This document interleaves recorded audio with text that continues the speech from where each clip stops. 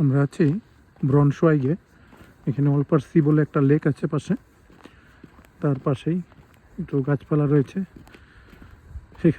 এখানে দেখতে পাচ্ছেন চারদিকে বরফ আর বরফ। গত এক সপ্তাহ ধরে এখানে এরকম বরফ রয়েছে।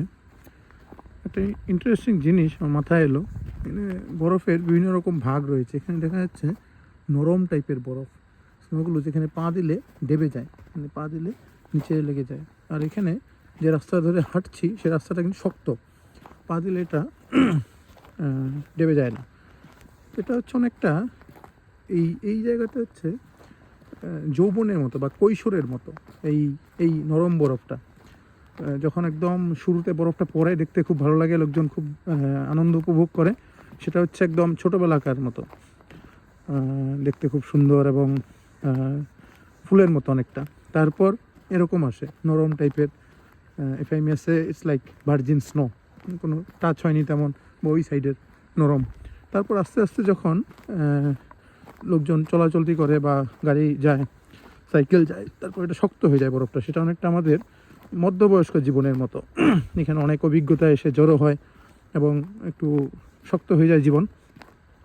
কিন্তু তারপর দেখা যায় আরও এই বরফটা আরও কিছু কিছু বরফ এমন হয় খুব শক্ত হয়ে যায় এবং পিচ্ছিল হয়ে যায়। সেটা হচ্ছে মানুষের মধ্যবয়স্ক জীবন বা প্রৌঢ়, অনেক প্রৌঢ় থাকে যারা খুব খিটখিটে হয়, খিটখিটে বুড়ো বলে লোকজন। তো ওই টাইপের যেগুলোর উপর দিয়ে চললে পড়ে যাওয়ার চান্স থাকে খুব বেশি।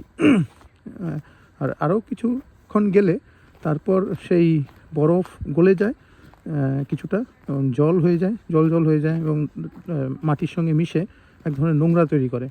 তখন সবাই চায় যে ওগুলো যেন তাড়াতাড়ি সরকারিভাবে বা শহর থেকে যেন ওগুলো পরিষ্কার করে দেওয়া হয়, নাহলে চলাচলতে খুব মুশকিল।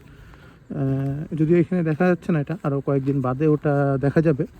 তো ওই জিনিসটা হচ্ছে একদম সায়ান্নে, জীবনের সায়ান্নে চলে এলে ওরকম হয় যে চলে গেলেই বাঁচি এরকম। তখন খুবই অসুবিধার সৃষ্টি করে চলাফেরার পথে। বরফের কথা বলছি। তো এই হচ্ছে বরফের প্রকারভেদ।